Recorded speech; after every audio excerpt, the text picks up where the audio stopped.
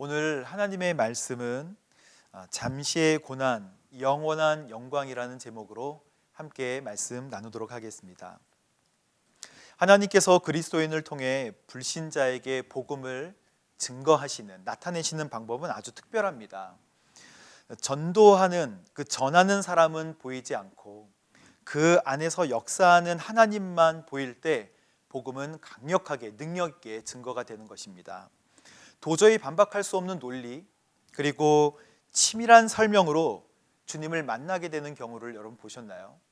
저는 아주 도저히 반박할 수 없는 논리나 치밀한 설명이나 아주 장황한 설명으로 예수님을 영접하는 경우를 거의 보지 못했습니다. 왜 그럴까요? 미련해 보이지만, 또 바보 같고, 또 합리적이지 않게 보이지만 예수님의 말씀대로 살려고 할 때, 그리고 예수님의 말씀을 끝까지 순종할 때 복음은 전해집니다. 그러나 복음이 전해질 때 잠시의 고난, 그리고 핍박과 환난이 있다고 주께서 말씀하시죠. 오늘 말씀은 그 하나님의 아주 특별한 복음 전달 방법에 대해서 오늘 하나님께서 저희들에게 말씀하고 계십니다. 첫 번째는 질그릇이 되면 복음의 능력이 나타난다는 것입니다. 우리 7절 말씀을 함께 보도록 하겠습니다. 우리는 이 보배를 질그릇에 가지고 있는데 이는 능력의 지극히 큰 것이 하나님께 있고 우리에게서 난 것이 아니라는 것을 보여주는 것입니다. 이 말씀은 지극히 큰 능력이 우리에게서 난 것이 아니라 하나님에게서 났다라고 말씀하고 있습니다. 우리가 질그릇 같아야 지극히 큰 복음의 능력이 하나님의 것임을 사람들에게 보여주게 된다고 말씀하시는 것입니다. 사랑하는 성도 여러분, 이 보배라는 것은요, 이 보배가 질그릇에 담겨 있는데 보배는 하나님의 영광을 아는 빛입니다. 쉽게 말하면 하나님을 아는 지식, 예수님을 아는 지식이라고 할 수 있습니다. 이 지식이 어디에 담겨 있다고요? 질그릇에 담겨 있습니다. 그런데 질그릇이 약하고 깨지기 쉽고 막 사용되는 것임을 여러분 잘 아시죠? 디모데후서 2장 20절에 보면 큰 집에는 금그릇도 있고 은그릇도 있고 나무그릇도 있고 그리고 질그릇도 있다고 했습니다. 그런데 하나님께서 성경을 통해 우리에게 말씀하실 때 이 질그릇은 약하고 깨어지기 쉽고 막 사용되는 거예요. 하지만 하나님께서 쓰시기 편한 그릇, 그리고 주인의 쓰시기에 합당한 그릇, 요긴하게 쓰는 그릇은 깨끗하게 비워진 그릇입니다. 오늘 깨끗하게 비워진 그릇 안에 뭐가 담겨 있나요? 예수님의 얼굴에 비친 하나님의 영광을 아는 빛이 담겨 있습니다. 이것은 하나님을 아는 지혜거든요. 자, 그런데 하나님은 우리가 질그릇 같아야, 약하고 깨지기 쉽지만 질그릇 같아야 하나님의 능력의 강한 역사들이 보여지게 된다고 전도의 특별한 방법에 대해서 우리에게 말씀하고 계십니다. 당시에는 이 고린도 교회의 주인이 되고 싶어하는 사람들이 많았습니다. 그래서 바울의 사도권을 폄하하고 사도가 아니다라고 얘기한 사건은 내가 주인이 되고 싶어서 그런 것이죠. 그래서 바울이 오늘 이렇게 얘기하고 있는 것입니다. 우리는 그 보배로운 예수님을, 하나님의 영광을 아는 빛, 이것을 질그릇에 담고 있는데 이 질그릇, 보배의 능력은 질그릇에 있지 않고 하나님에게 있다, 이렇게 말씀하고 있는 것이죠. 제가 교도소 사역을 할 때 많은 분들이 1대1 사역을 하는데요, 1대1 사역할 때 재소자들을 1대1로 같이 양육하는 그런 프로그램들이 있었습니다. 말씀을 잘하고 하나님의 말씀을 잘 증거하는 많은 분들에게 물론 역사가 일어나지만 제가 봤던 특별한 사건이 하나 있었는데요, 김 집사님이라고 말씀이 굉장히 어눌하세요. 그리고 세련되게 복음을 증거하지도 않습니다. 그리고 어떻게 강하게 복음을 선포하는 것도 아니고 미사 요구가 있는 것도 아니고 또 성경의 지식을 막 풀어내는 것도 아니었어요. 그래서 이 훈련을 받던 하나님의 말씀을 듣던 제소자가 굉장히 힘들어하더라고요. 어려워했습니다. 이거 뭐 바꿔달라고 막 그럴 정도였어요. 양육하는 사람을 바꿔달라고, 성경을 가르치는 사람을 바꿔달라고 하면 좀 마음이 어렵지 않습니까? 근데 꿋꿋하게 그냥 그 먼 길을 가서 하루를 다 보내면서 그 사람을 만나주는 거예요.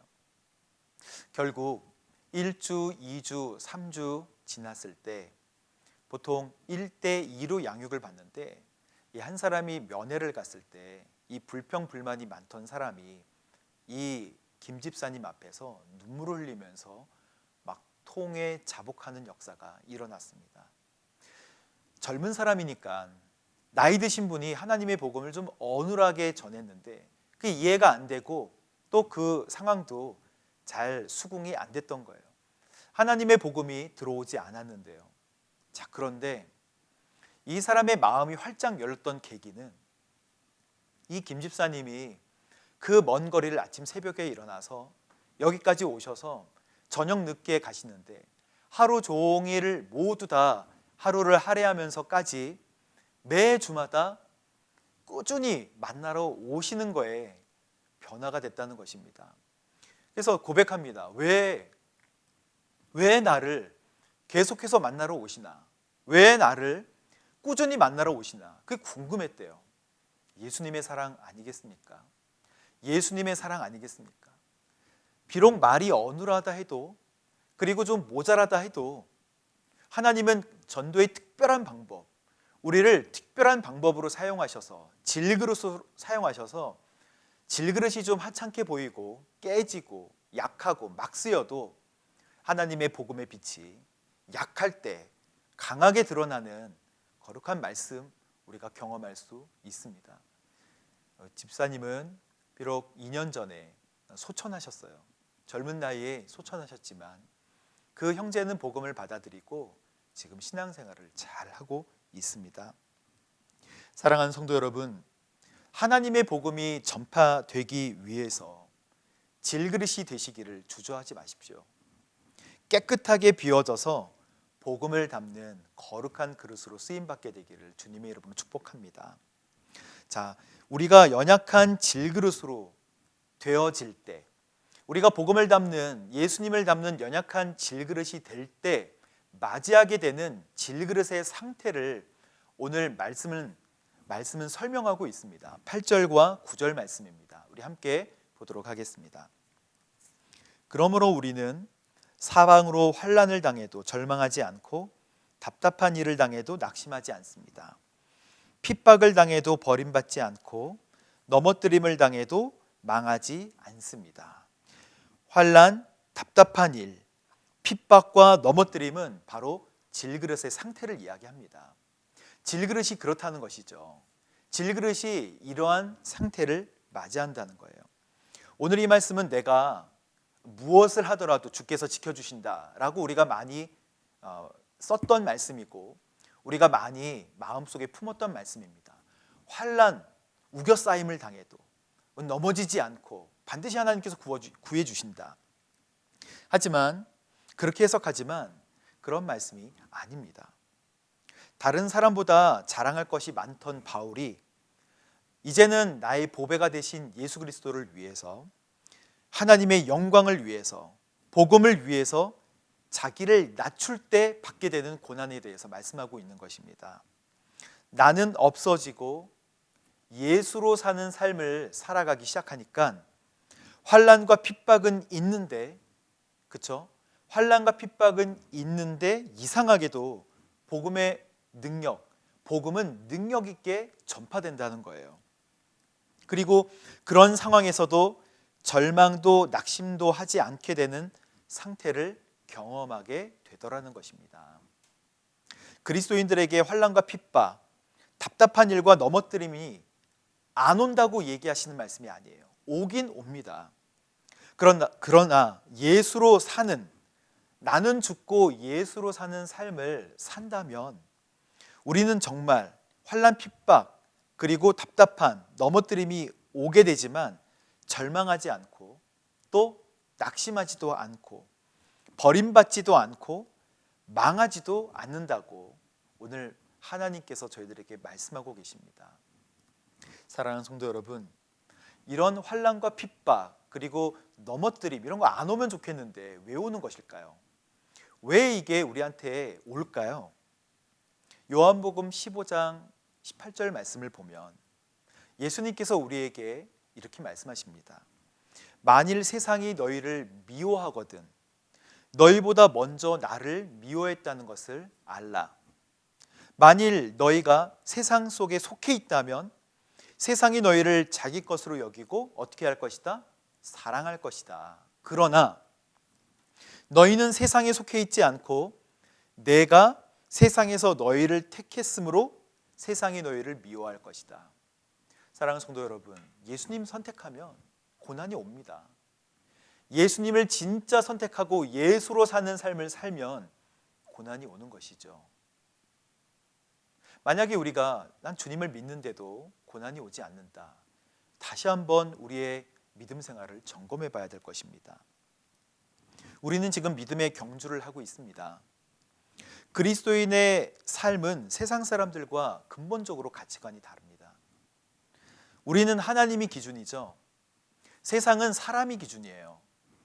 그래서 그리스도인은 성경이 하나님께서 말씀하시는 것을 죄라고 합니다. 근데 세상 사람들은 많은 사람들이 죄라고 하는 것을 죄라고 해요. 그리고 많은 사람들이 죄가 아니라고 하는 것을 죄가 아니라고 합니다. 사랑하는 성도 여러분, 하나님이 죄라고 하시는 것은 죄예요. 근데 세상 사람들은 그것을 죄라고 아니라고 요즘 많이 이야기하고 있죠. 그래서 그리스도인들은 근본적으로 세상과 벗할 수가 없습니다.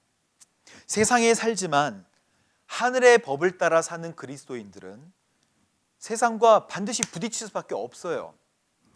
그래서 고난이 있을 수밖에 없다는 것입니다.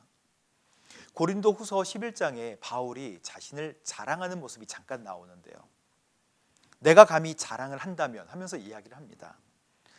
어리석음을 무릅쓰고 자랑을 한다면 이라고 바울이 원래 자랑할 만한 요소가 많은 사람이었죠. 근데 이렇게 자랑합니다. 내가 만약 자랑을 한다면 나의 고난을 자랑하겠습니다. 수고도 하고 저는 매도 많이 맞았죠. 감옥살이에 죽을 고비도 굉장히 많이 넘겼습니다 라고 자랑을 해요. 40에 하나 감한 태장, 40을 넘으면 사람들이 보통 많이 죽으니까 그 죽을 만큼 아픈 예를 40에 하나 감한 매를 5번씩이나 맞고 3번 채찍에 돌로 맞고 파선당했으며 강의 위험, 동족의 위험, 이방 사람의 위험, 바다의 위험, 형제의 위험, 그리고 추위와 배고픔, 헐벗음을 자랑합니다. 이렇게 얘기해요. 바울이 이것을 왜 자랑할까요? 영원한 것을 알고 있기 때문에, 영원한 삶이 자기에게 머릿속에 있기 때문에 그래요. 그런데 바울은 이와는 별도로 더 나를 누르는 것이 있다고 고백을 하는데요. 곧 내가 뭐예요? 교회를 위해 염려하는 것입니다. 이 고린도 교회를 사랑하면서 이런 핍박과 환난도 나에게 염려가 되고 고난이 아닐 수는 없지만 더 큰 고난과 염려는 뭐예요? 내가 교회를 사랑하여 염려하는 것입니다. 내가 고린도 교회를 사랑하여 염려하는 것이라고 이야기하고 있습니다. 바울이 왜 안 힘들겠습니까? 때려서 안 아픈 사람이 어디 있겠습니까? 채찍을 때려서 안 아픈 사람이 어디 있겠습니까? 안 먹어서 배고프지 않은 사람이 어디 있겠어요? 하지만 바울은 죽음 너머를 보는 사람이었어요. 잠시의 고난이 영원한 영광과 비교될 수 없습니다. 그래서 사도행전 20장에 나의 달려갈 길과 주 예수께 받은 사명, 곧 하나님의 은혜의 복음을 증거하는 일에는 나의 생명을 조금도 귀한 것으로 여기지 아니하노라. 천국 영원한 삶이 지금의 고난과 비교 자체가 되지 않는다는 것입니다. 사랑하는 성도 여러분, 이 시대의 박해는 점점 더 강해져요. 전 세계에 매일 평균 10명 이상의 크리스찬이 살해당하고 있습니다. 믿음을 지켜내느라 명예살인을 당합니다. 인도와 방글라데시, 베트남, 예멘, 수단 코로나19로 인한 식량 지원 모두 다 받아야 되잖아요. 그런데 크리스찬이라고 배제가 됐어요. 스리랑카에서는 코로나를 이유로 그리스도인의 집을 방문해서 생활활동 조사를 합니다. 그리고 월드워치 리서치 2021에는 정말 많은 공식적인 채널을 통해 크리스찬들을 박해하는 것을 정당화하고 있다는 통계를 또 보여주고 있죠. 중국은 디지털 기술을 통해서 크리스천들을 추적하고 있고 신앙생활을 감시하고 있습니다. 사랑하는 성도 여러분, 이런 모든 박해와 모든 어려움들은 질그릇을 표현하는 것입니다. 깨질 수도 있고 셀 수도 있어요. 하지만 복음의 능력은 약해지는 것에서 나온다고 오늘 말씀하고 있습니다. 금이 가도 깨져도 우리가 보여지지 않을 때 예수님의 복음은 강하게 전파되어지는 줄로 믿습니다. 우리는 비록 연약한 질그릇이지만 복음을 닫는 거룩한 질그릇이 될 줄로 믿습니다. 짧은 삶을 땅에서 살지만 하늘을 사는 것처럼 살아가십시오. 우리 두 번째, 죽으면 예수님의 생명이 우리 몸에 나타난다는 것입니다. 죽으면 예수님의 생명이 우리 몸에 나타납니다. 우리 10절과 11절 말씀을 함께 읽어보겠습니다. 우리는 항상 예수의 죽으심을 몸에 짊어지고 다닙니다. 이는 예수의 생명 또한 우리 죽을 몸에 나타나게 하려는 것입니다. 우리 살아있는 사람들이 항상 예수 때문에 죽음에 넘겨지는 것은 예수의 생명 또한 우리 죽을 육체 안에 나타내게 하려는 것입니다. 바울이 예수님이 죽으심을 몸에 짊어진다라고 하는 것은 예수님과 함께 죽었기 때문이에요.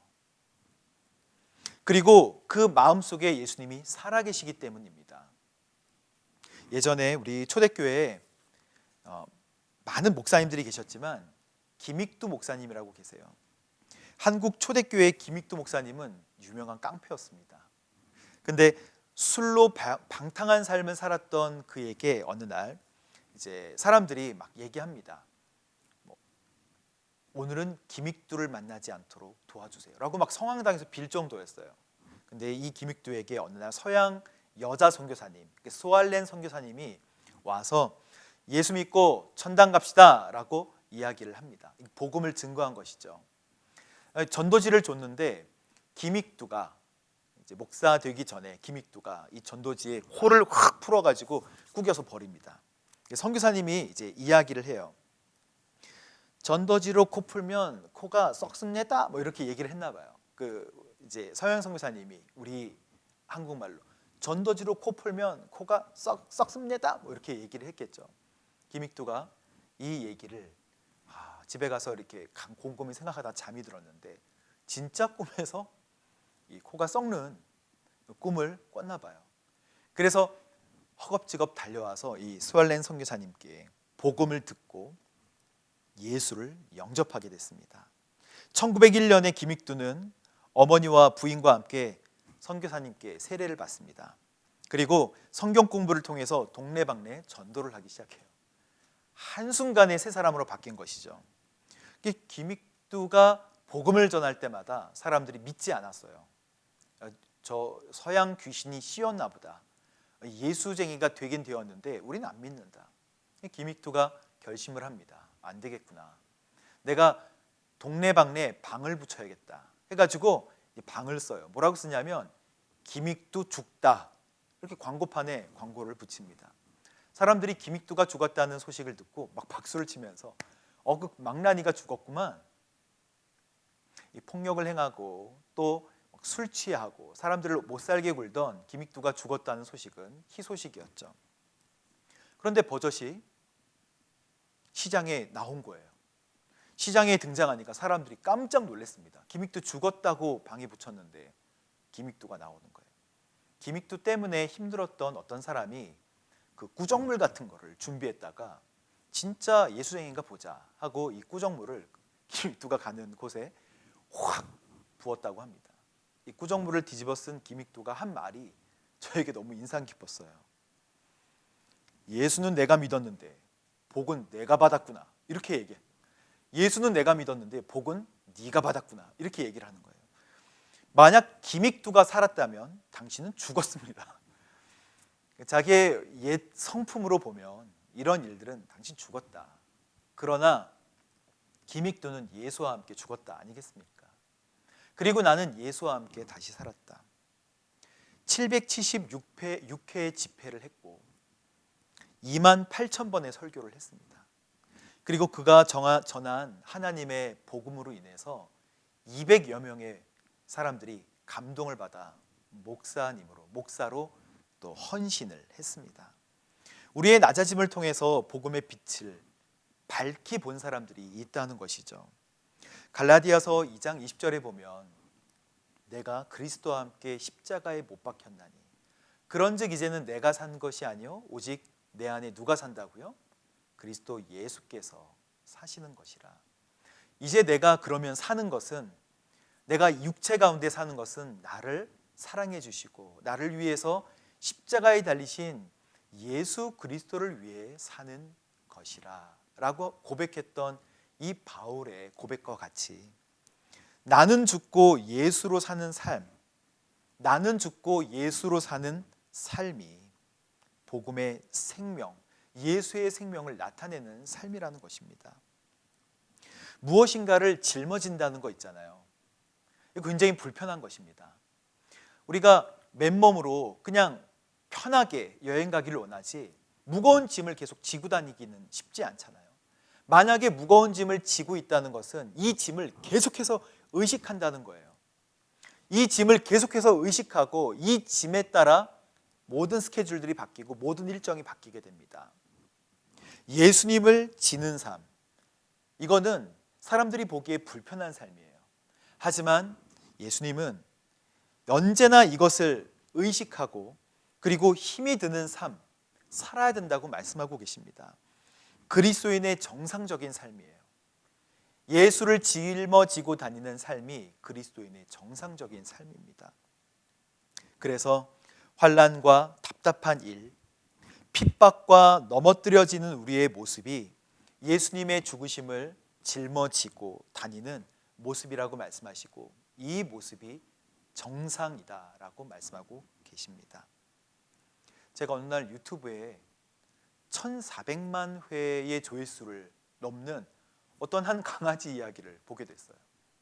이 강아지가, 보통 강아지들이 많이 나오는데 유튜브에 강아지가 1,400만 뷰를 자랑하는 거예요. 그래서 봤더니 아주 초라하고 아주 볼품없는 강아지가 터벅터벅 걸어가는 모습이 나옵니다. 이 강아지와 함께 할머니가 살았는데 할머니가 돌아가신 거예요. 근데 이 강아지가 막 쌩쌩 달리는 것도 아니고 터벅터벅 비가 오나 눈이 오나 2년 넘게 이 할머니하고 산책 다녔던 길들을 찾아가는 장면이에요. 그래서 사람들이 가지마, 비 오잖아, 잡아놔도 막 문을 긁어서 뜯고 천천히 할머니와 함께 다녔던 길들을 다니는 거예요. 할머니와 다녔던 시장, 할머니와 다녔던 방앗간, 할머니와 다녔던 절, 이런 데를 강아지가 매일 배회해요. 여러분, 이 모습에 사람들이 감동을 받고 눈물을 흘립니다. 왜 그럴까요? 강아지의 모습에서, 그냥 강아지가 산책 가려고 했던 게 아니라 강아지의 모습에서 할머니의 모습을 보기 때문에 그렇죠. 강아지는 할머니를 지고 있는 것 같은 모습을 띠고 있는 거예요. 눈물이 흘러서 여기는 이렇게 자국이 났죠. 그리고 할머니에 대한 그리움을 가지고 매일 그 길을 반복하던 그 모습, 그 하찮은 강아지가 아니라 할머니를 지고 할머니의 그리움에 쌓여있는 이 강아지는 벌써 사람들에게 존귀함을 받는 거예요. 그냥 한 마리의 강아지가 아니라 가치 있는 강아지가 되는 거예요. 저는 예수님의 입장에서 예수님이 우리를 바라볼 때 예수의 짐을, 예수를 짊어지고 예수의 십자가를 지고 사는 우리의 삶이 힘들지만, 그리고 처량하고 처절하지만 얼마나 감동적이고 주님의 눈에 눈물이 나게 하는 삶임을 이 강아지를 통해서 보게 됐어요. 하찮잖아요. 벌써 몇 년 전 일이니까 이 강아지는 벌써 하늘나라 갔을 거예요. 하지만 강아지가 감동을 주는 이유는 무엇입니까? 할머니를 기억하는 그 길을 따라가는 이 모습이 감동적이라는 것이죠. 주님께서 지금 오늘을 사는 우리들이 예수 십자가를 지고 짊어지는 이 불편한 삶을, 환난과 핍박과 넘어뜨림을 당하는 질그릇과 같은 삶을 살아가는 우리를 눈물로 보십니다. 눈물로 보세요. 주님께서 눈물로 우리를 바라봐 주세요. 바울도 제2의 고난의 삶을 사는 이유가 무엇입니까? 바울이 사도행전 9장에 보면 다메섹 도상에서 예수쟁이들을 잡으러 갔던 것 아니겠습니까? 다메섹 도상에서 예수님을 바라보고 왜 나를 핍박하느냐, 나는 너가 핍박하는 예수다 라고 만나 주셨어요. 그 뒤로 그동안 자기가 믿었던 믿음이 완전히 헛믿음이었다는 걸 알고 그만 바울이 쓰러져서 기도를 합니다. 눈이 멀어 있는 상태죠. 아나니아 제자를 통해서 이제 바울에게 복음을 전해라 라고 알려줘라, 세례를 주고 다시 한번 회복시켜라 라고 할 때 아나니아가 두려워할 정도로 바울은 강력한 그리스도인의 킬러였어요. 그런데 바울이 3일 동안 식음을 전폐하면서 먹지도 않고 마시지도 않으면서 기도하고 있었다라고 사도행전 9장에 나오는데 그가 뭘 기도하고 있었을까요? 아이고 내가 잘못했구나 이런 것도 얘기했겠지만 주님과 만났던 거예요. 그런데 주님께서 뭐라고 말씀하셨을까요? 주님께서 아나니아와 대화하시던 그 대화를 통해서 바울과 무슨 얘기를 하셨는지 추정해 볼 수 있습니다.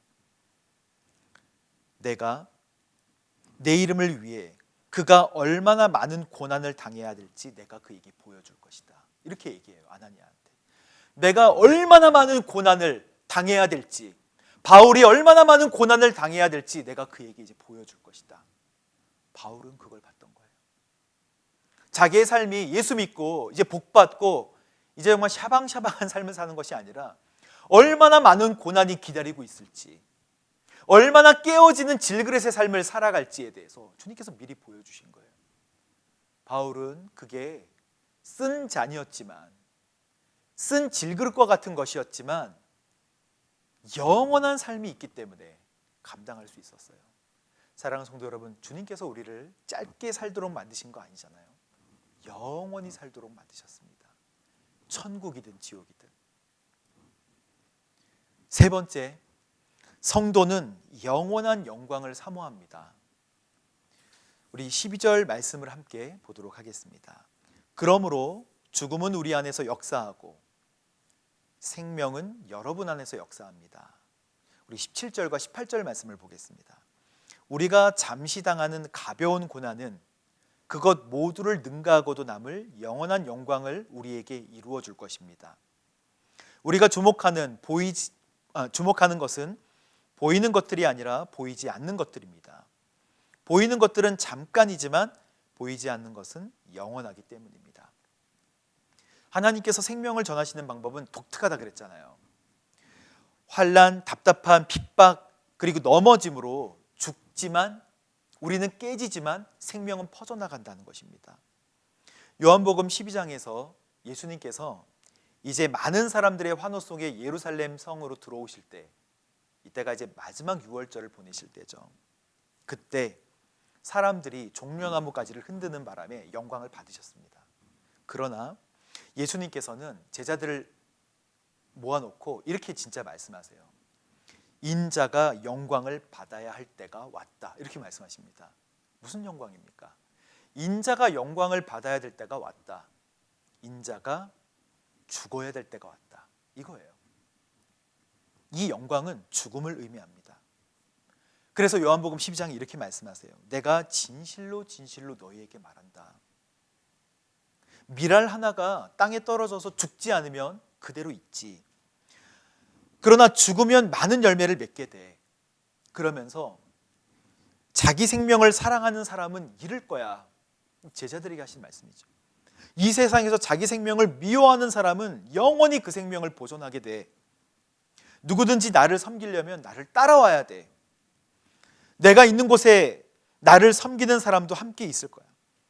누구든지 나를 섬기면 내 아버지께서 그를 귀하게 여길 거야.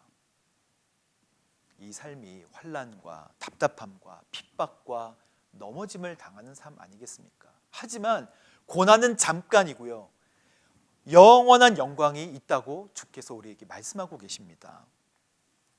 사랑하는 성도 여러분, 주님은 죽으심으로 우리에게 영원한 영광을 맛보게 해주셨어요. 죽어야만 사는 원리를 직접 말씀하시고 그렇게 사셨습니다. 영원한 천국은 모든 것을 팔아서라도 가질 만큼 소중한 거예요. 예수님은 모든 것을 희생해서라도 가져야 된다고 성경에 말씀하셨습니다. 마태복음 13장에 그래서 모든 것을 팔아서라도 그 천국을 가져야 된다고 이야기하고 있어요. 그러나 많은 사람들은 이 보배를 가지려고 자신의 것을 팔지 않아요. 자신의 것을 조금도 내려놓지 않으려고 합니다. 희생도 없고 헌신도 없고 포기도 없어요. 히브리서 11장에 나오는 믿음의 선배님들은 아에 노아사 이하여모라, 제가 이렇게 외우는데요, 아브라함, 에녹, 그리고 노아, 사라, 이삭, 야곱, 요셉, 이런 많은 사람들은, 믿음의 선배님들은 오직 믿음으로 영원한 것을 얻었다고 말씀하고 있습니다. 히브리서 11장은 믿음장이잖아요. 그래서 믿음으로 영원한 것을 얻었는데 잠깐 있다가 없어지는 것을, 잠깐 있다가 없어지는 것을 보는 것이 아니고요, 영원한 것을 본다고 이야기하고 있습니다.